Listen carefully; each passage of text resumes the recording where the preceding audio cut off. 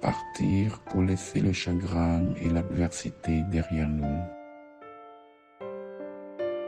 Quelques semaines après la rentrée, maman avait décidé de quitter le pays vers la France parce que la situation politique était devenue de plus en plus dangereuse. Tous ceux ou celles qui avaient le malheur d'être nés avec la peau claire étaient toujours soupçonnés d'être des ennemis du gouvernement. Ils étaient pourchassés et exécutés.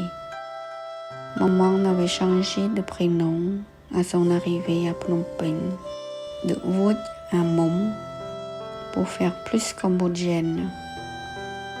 Autrement, elle aurait été accusée d'être une Chinoise ou une Vietnamienne. Mais comme c'était le Vietnam qui occupait le Cambodge, alors les Chinois étaient persécutés. Je commençais à peine à m'attacher à quelques amis de ma nouvelle classe que je devais déjà les quitter. Le pire, c'était de ne pas pouvoir leur dire au revoir, car c'était la mort de toute la famille et de tous les proches si la nouvelle se répandait. Je ne connaissais pas la date du départ et je continuais ma vie scolaire normalement. Ou du moins, j'essayais de profiter du temps présent avec mes nouvelles copines, car je savais que cela ne durerait pas. Elle m'avait donné rendez-vous pour le week-end qui arrivait devant la classe pour jouer au saut en hauteur.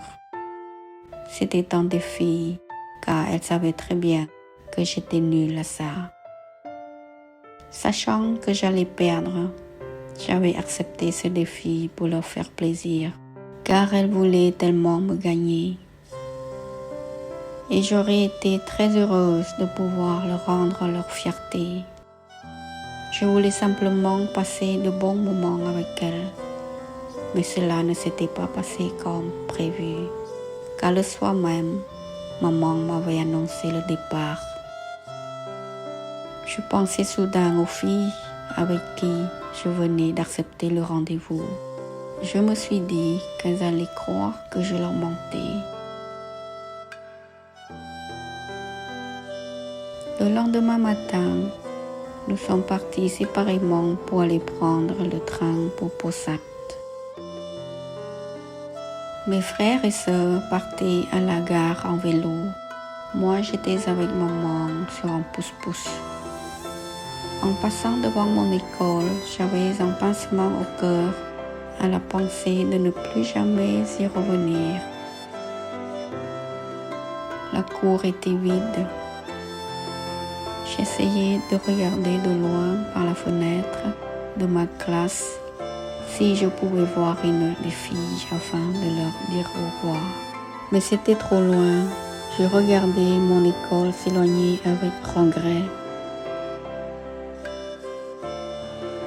Le voyage avait été organisé par des passeurs que maman avait payés. Nous avions pris le train pour Pho Sát sur le toit. J'avais pu profiter pleinement des beaux paysages des campagnes typiques cambodgiennes que je n'avais pas revus depuis trop longtemps à mon goût.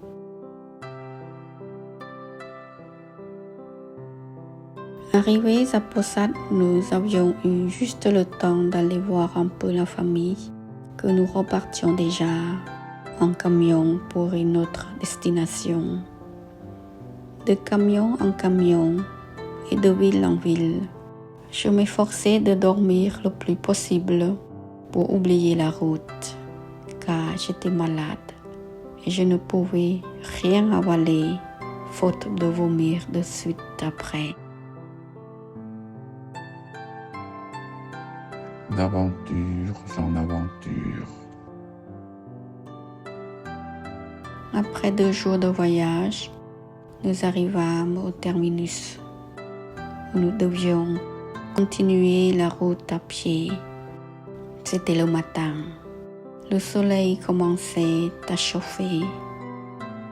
2 passeurs nous guidaient. Nous marchions séparément les uns derrière les autres, à une distance d'environ 20 mètres, pour ne pas éveiller les soupçons de qui que ce soit. Nous devions nous fondre dans les cortèges des trafiquants de marchandises thaïlandaises pour ne pas avoir l'air de gens qui quittaient le pays. Je marchais devant la file avec un passeur et l'autre précédait maman qui était la dernière de la file. Puis plus loin, dans le bois, nous arrivâmes à un poste de garde des résistances anti-vietnamiennes. Nous avons été fouillés et on nous a laissé partir, ce qui n'était pas le cas de maman.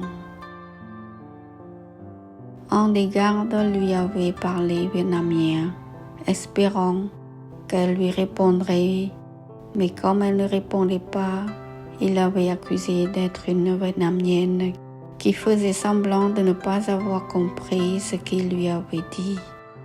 J'avais pris conscience alors à quel point nous étions en danger. Du coup, je revivais l'angoisse comme quand les Khmer rouges l'avaient emmené pour avoir volé du riz. Je me disais, ça recommence, ça ne s'arrêtera jamais. J'avais eu juste le temps de les voir emmener maman dans leur bureau, quand des passeurs me faisaient signe discrètement de continuer ma route et il alla la rejoindre.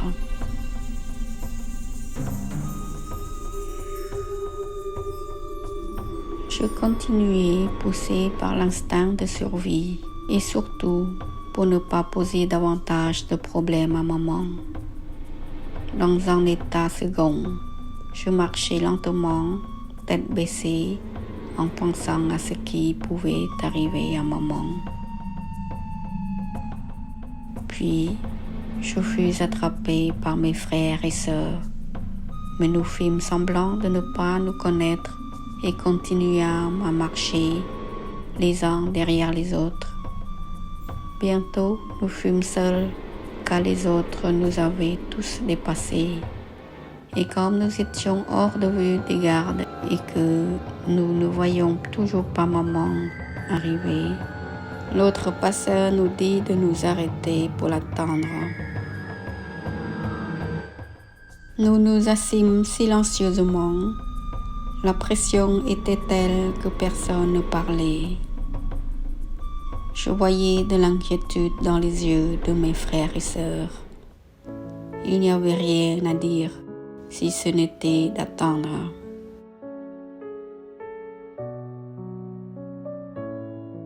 Tout le monde gérait son inquiétude à sa façon. Moi, je lançais des cailloux. Mon vie dessinait par terre avec une branche. Et dès que nous apercevions quelqu'un s'approcher, nous continuions à marcher un peu le temps qui s'éloigne et nous nous arrêtions de nouveau. Le temps me semblait interminable. Alors que je regardais au loin sur le chemin, guettant l'ombre de maman comme par miracle, deux ombres se dessinèrent. C'était maman et le passeur. Soudain, je voulus crier et avertir les autres, mais je m'aperçus qu'ils étaient en train de faire exactement comme moi, c'est-à-dire regarder maman arriver.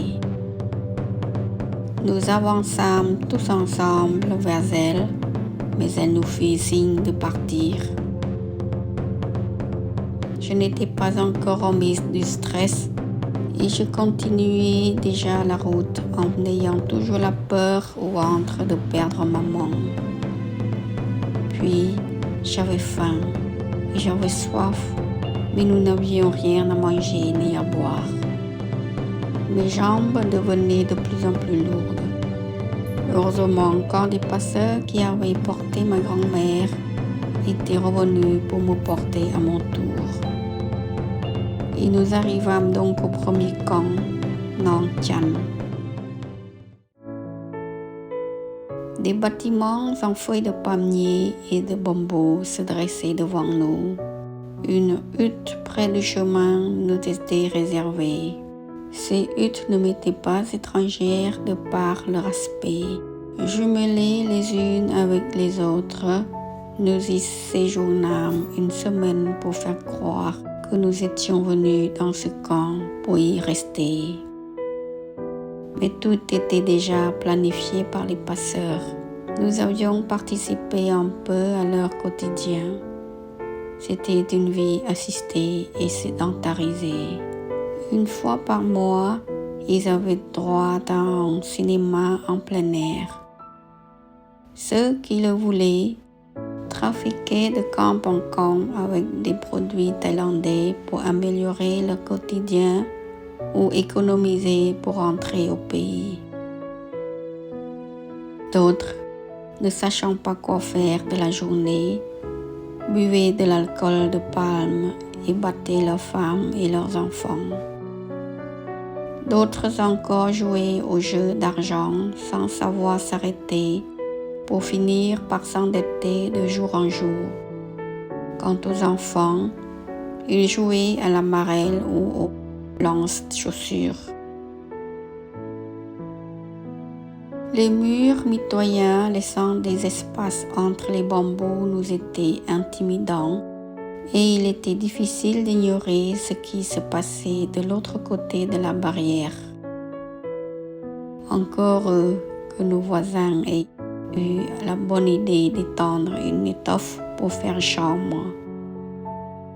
Durant notre escale au camp, maman n'avait pas pu s'empêcher de rechercher papa en allant voir un colonel qui le connaissait très bien, mais il n'avait pas de nouvelles de lui.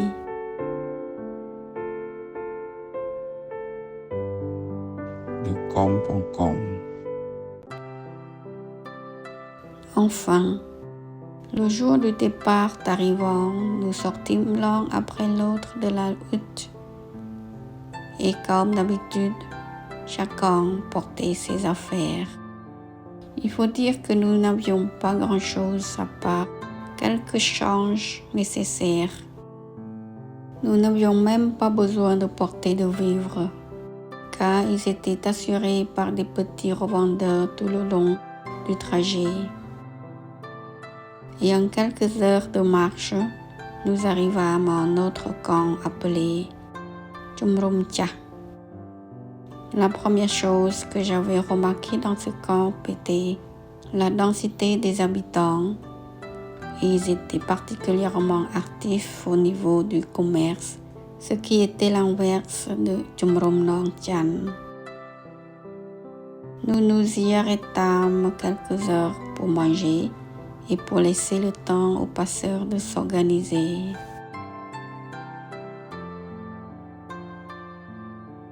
Le départ de Chumrum Cha s'était fait en vélo. J'étais portée par un passeur et ma grand-mère par un autre. Malgré que je sois portée, je trouvais le voyage très long et inquiétant pour maman. Je pensais sans cesse à elle et je cherchais à l'apercevoir tout le long du chemin et à chaque point de contrôle pour me rassurer qu'elle ne s'était pas fait arrêter.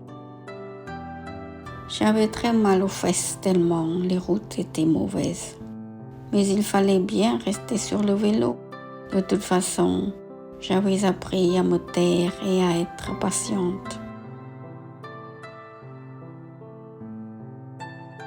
Nous arrivâmes dans la soirée dans un autre camp qui s'appelait Chumrum Thmai. Ce fut un grand soulagement d'être enfin de nouveau réunis. Comme d'habitude, une hutte nous était réservée. Nous allions y coucher une nuit en attendant le moment propice pour repartir. J'avais trouvé que le camp précédent était dense et actif, mais ce que je découvrais dans Chumrum Thmai dépassait mon imagination. C'était une sorte de bidonville avec une multitude de gens qui ne pensait qu'à marchander sur toutes sortes de produits thaïlandais, 24 heures sur 24. Cela signifiait aussi que nous n'étions pas loin de la frontière khmer-thaï. C'était donc le point de ravitaillement entre tous les trafiquants. Faute de place, ils étendaient des étoffes ou déballaient des cartons vides pour s'abriter entre les huttes. Mais en général, ils n'y restaient jamais longtemps, car ils repartaient le jour même pour aller écouler leurs marchandises dans tout le pays. Je ne sais pas vraiment pourquoi, mais je ressentais une sorte de liberté dans ce camp. Même les soldats avaient une apparence de gaieté. Ce n'est pas le cas de ceux que j'avais rencontrés ailleurs. Maman m'avait soigné mes fesses rouges, devenues bleues avec de la pommade à base de menthol. Je ne pouvais pas m'asseoir tellement j'avais mal. J'avais le choix soit de me coucher, soit de rester debout.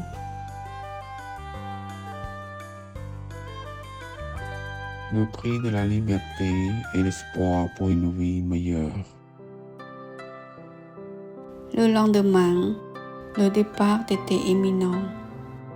Nous attendions que les passeurs nous aient donné le feu vert pour nous préparer à partir. Cette fois-ci, nous allions nous aventurer dans un terrain plus périlleux, car la sécurité n'était plus assurée par les résistants, mais par quelques soldats armés à nos frais. Dans la soirée, nous fûmes mis au courant de notre départ définitif. Avant de partir, maman m'avait mis un suppositoire en or en me disant de faire attention et de l'avertir si je faisais caca. Elle avait dû en distribuer aussi à mes frères et à ma sœur.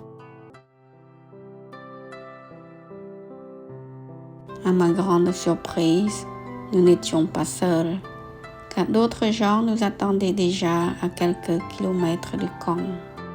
Et d'autres encore arrivaient après nous pour former une ligne d'une 50aine de personnes. Pour ne pas nous exposer à la vue de gens mal intentionnés, en attendant les retardataires, nous nous étions tous assis, ce qui ne m'arrangeait guère, au milieu des champs de riz moissonnés, dont les pailles dressées nous servaient d'isolant vis-à-vis de la chaleur de la terre encore brûlante. Et pendant ce temps, les gens se racontaient des histoires sordides témoignant de la dangerosité de cette traversée. Ils disaient que les pirates tuaient systématiquement pour ne pas laisser de témoins derrière eux, et ils ouvraient les ventres de tous ceux qui avaient eu la malchance de tomber sur eux pour les dépouiller de l'or, car ils savaient très bien où ils le cachaient.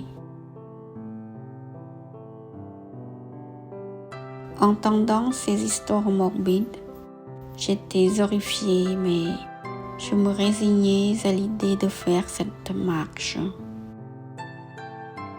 Je regardais longuement le sommet de la montagne que nous allons devoir traverser pour atteindre la paix et la liberté que nous cherchions tous.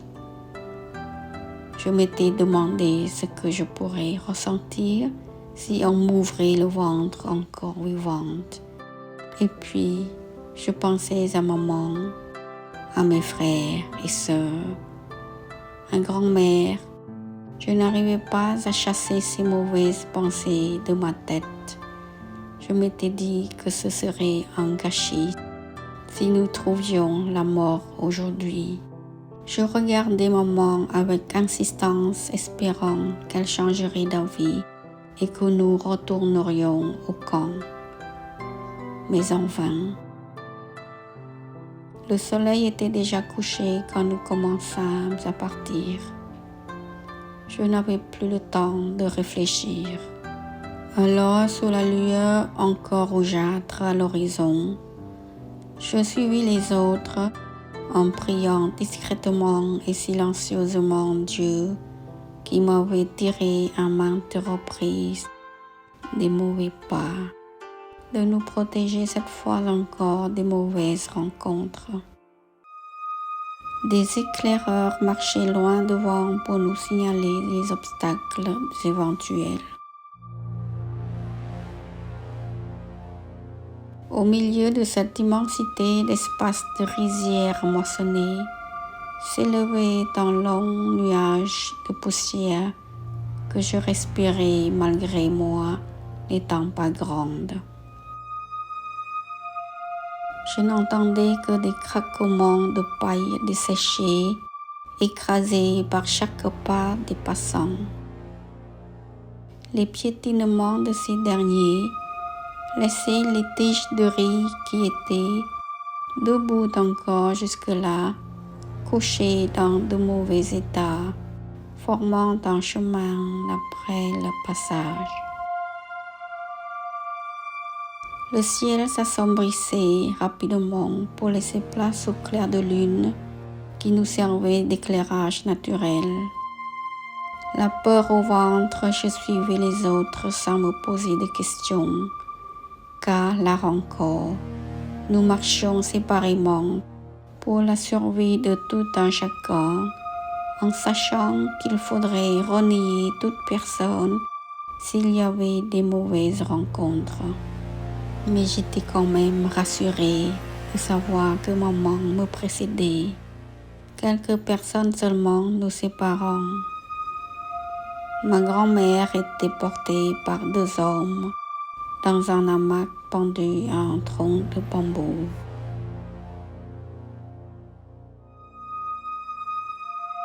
Après une longue marche à travers les champs de riz, nous arrivâmes au pied de la montagne en question.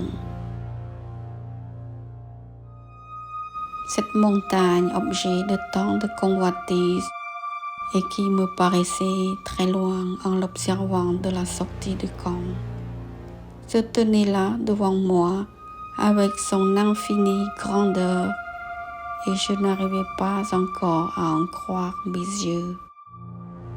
Il faut dire que c'était bien la première fois que j'étais aussi près d'une montagne. Mais soudain, les gens de devant se mirent à s'accroupir. Alors, par instinct de survie, je m'agenouillai aussi. Et tout le monde en fit autant derrière. Le silence était de rigueur pour observer ce qui pourrait se passer. Au fond de moi, je m'étais dit, ce serait déjà la fin. Comment vais-je avoir mal avant de mourir? Et maman, je ne veux pas qu'elle souffre. Puis je cherchais à voir maman pour me rassurer et je priais Dieu. Après un long instant d'attente, les guides nous firent signe de marcher. En avançant, nous avions croisé un groupe de trafiquants de marchandises thaïlandaises qui avaient essayé de nous prévenir du danger qu'ils avaient encouru sur le chemin. Cela ne nous rassurait guère. Mais que faire si ce n'était que de se fier au destin et de faire totalement confiance au guide? Le paysage changea subitement dès que nous entrâmes dans le bois. Il fit soudainement sombre à cause de la densité des arbres qui ne laissaient pas passer la lumière de la lune. L'herbe étant presque à ma hauteur, je ne pouvais voir qu'en levant la tête. Les ombres des gros arbres, dont les branches balançaient au gré du vent, en faisant des bruits de crépitement assourdissants. Les feuilles s'entrechoquaient, laissant pénétrer quelques lumières par-ci par-là, entre les feuilles et les branches pendant les passages du vent. Nous avancions à la file indienne, guidés par la lumière des piles que les passeurs utilisaient. La fraîcheur de la forêt dense me remplissait d'énergie pour suivre le rythme des adultes. Les guides avaient changé d'itinéraire pour éviter les pirates rencontrés par les trafiquants que nous avions croisés à l'entrée du bois. Le nouveau parcours était plus long et plein d'obstacles à franchir. Je priais tout le temps en marchant. Je n'éprouvais aucune fatigue et je marchais aussi vite que les adultes.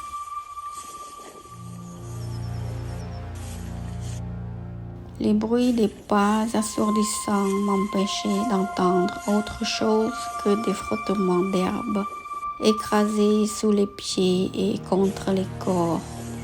Je trouvais alors que ces bruits de pas ne nous rendaient pas discrets. Plusieurs reprises, nous avions dû nous arrêter pour nous cacher dans l'herbe haute afin de nous dissimuler sur l'ordre des guides. Je m'inquiétais tout le temps pour maman et à chaque arrêt forcé, je la cherchais des yeux pour me rassurer. Dans la forêt profonde, un arrêt soudain fut marqué à nouveau. Le silence fut tout à coup interrompu par des sifflements d'oiseaux répétitifs. Puis j'entendis des bruits de pas semblables aux nôtres et des gens parler. Et soudain, des cris suivis des coups de fusil me parvinrent. Et tout le monde se mit à courir sans savoir vraiment ce qui se passait. Du coup, le trop-plein de peur et d'inquiétude pour maman déborda. Alors je l'appelais en courant et soudain, maman me prit par le bras et me tira vers l'avant. Nous courûmes pendant un long moment, les uns derrière les autres jusqu'à une petite rivière asséchée juste au pied de la montagne. Dans cette partie de la forêt, les arbres étaient moins denses et l'herbe était moins haute. La clairière permettait au clair de lune de projeter son rayonnement de toute sa puissance pour montrer toute la beauté de ce lieu magique dans toute sa splendeur rayonnante.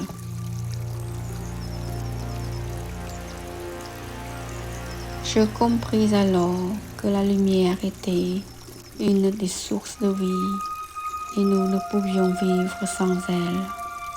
Elle m'avait fait évacuer tout stress en me permettant de voir ce qui m'entourait. Un tronc d'arbre d'environ 15 cm de diamètre servait de pont. Grand-mère, mes frères et sœurs étaient déjà de l'autre côté de la rive, alors que maman et moi attendions notre tour pour les rejoindre, car l'arbre ne pouvait supporter que quelques personnes à la fois. Je voyais les autres ramper à quatre pattes. Je pensais qu'avec mes habitudes de garçon manqué, je pouvais certainement faire mieux. Et lorsque mon tour arriva, fière et prétentieuse, je me hâtai de traverser ce pont presque en courant, mais je fus gênée par une personne devant et je dus ralentir. Tout à coup, je me sentis mal en voyant le précipice en bas. J'avais comme le vertige et je fus incapable de faire un pas de plus. Je sentais qu'il fallait m'asseoir, car une sorte de panique était en train de me gagner. La rivière asséchée rendait le vide encore plus profond. Je ne pouvais pourtant pas rester là, au milieu du précipice sans bouger, car les autres arrivaient derrière moi. Cette fois-ci, c'était moi qui gênais les autres. Pour me dégager, je m'avançai alors à quatre pattes et mon orgueil fut fortement touché. Je me rendis compte alors que je n'étais pas plus forte que les autres.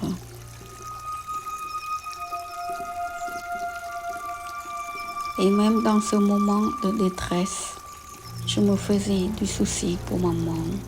Vu la difficulté, je craignais qu'elle ne tombât dans le précipice. Je ne pouvais concevoir l'idée de la perdre. Mais contre toute attente, elle réussit à traverser aussi bien que les autres. Ma crainte n'était pas donc fondée, mais cela ne m'empêchait pas d'avoir constamment peur de la perdre.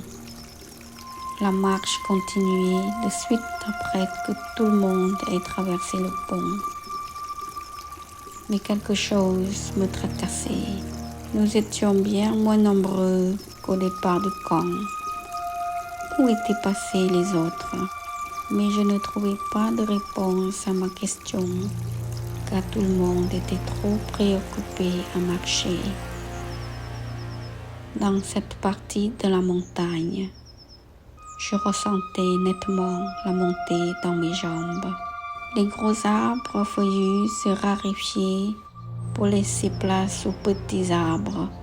Puis, nous attaquâmes la descente avec une fatigue inavouable.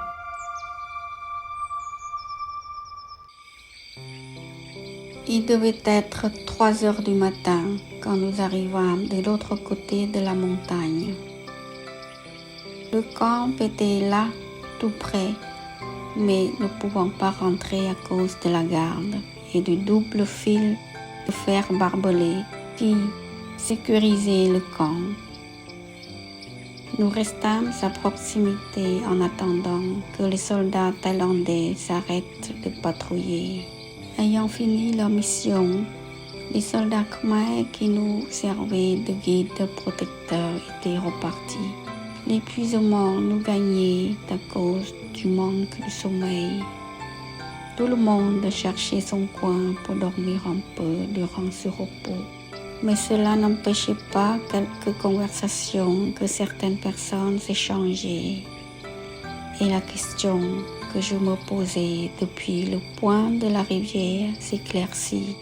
Il disait que le reste du groupe avait été coupé et emmené par les pirates au moment de la panique.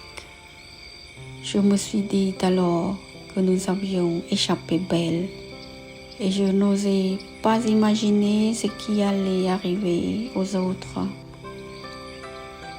Une fois de plus, Dieu était là pour nous protéger et je lui étais très reconnaissante. Mais le pire n'était pas complètement écarté, car il nous restait à franchir le fil de fer barbelé frontalier et celui du camp, faute de quoi nous risquions de devoir faire demi-tour ou de rester dans le bois. Et tout pouvait arriver à tout moment. Alors que je m'étais endormie avec ces mauvaises pensées, je fus réveillée par une envie de faire pipi. Maman me dit d'aller là où c'était éclairé et je me rappelais de surveiller l'or.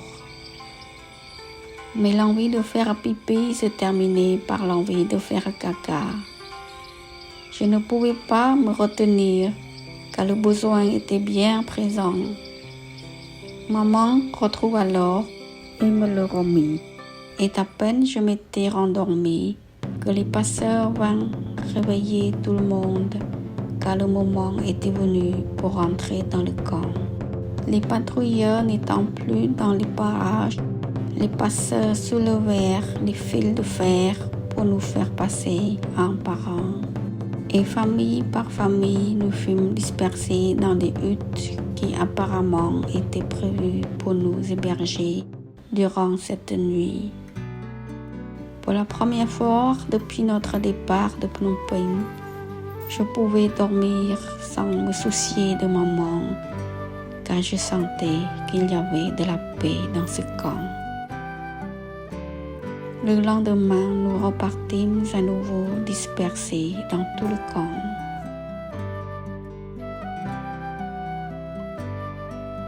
La vie dans ce camp Khawidang, à la frontière avec la Thaïlande, était paisible. Nous étions inscrits grâce à l'organisation des passeurs et nourris par les aides humanitaires que je remercie encore infiniment. En 1982, ma famille et moi fûmes accueillis sur le territoire français où j'ai pu faire mes études de comptable et d'analyse programmeur en informatique. J'ai vécu en France jusqu'en 2008, puis je suis rentrée au Cambodge avec mes enfants. Ma grande sœur Bonvie, technicienne informatique, vit à Toulouse ainsi que mon frère Bantou, qui exerce une activité de garagiste. Ma mère vit avec lui et sa famille. Mon grand frère Banti est chef d'entreprise d'installation électrique, mécanique et plomberie DBD Engineering au Cambodge actuellement.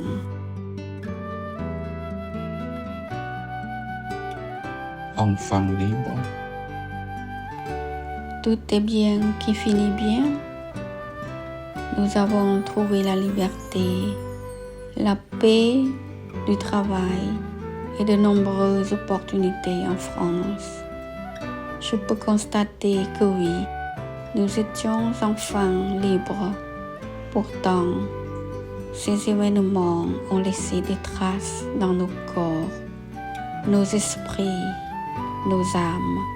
Au contraire d'un tremblement de terre ou d'une inondation, tout cela était le fait d'êtres humains qui ont décidé d'utiliser et d'exploiter toute une partie de leur propre peuple et de les éliminer.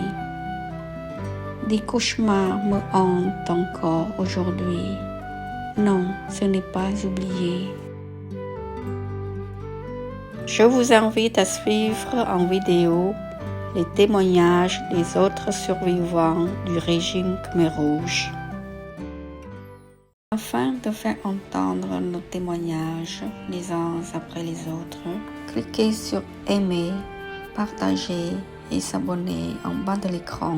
Cela ne vous coûte rien, mais au contraire, cela aiderait beaucoup à nos enfants.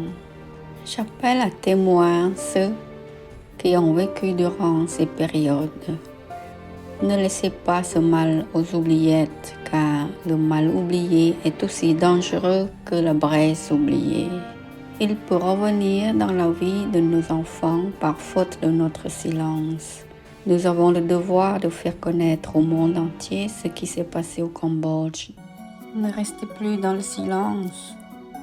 Que ceux qui ont survécu de cet enfer me rejoignent pour témoigner votre propre histoire tour à tour, pour sensibiliser les jeunes générations afin d'éviter que ce régime ne puisse plus jamais revenir, ni au Cambodge, ni ailleurs dans le monde, car le risque est bien encore présent.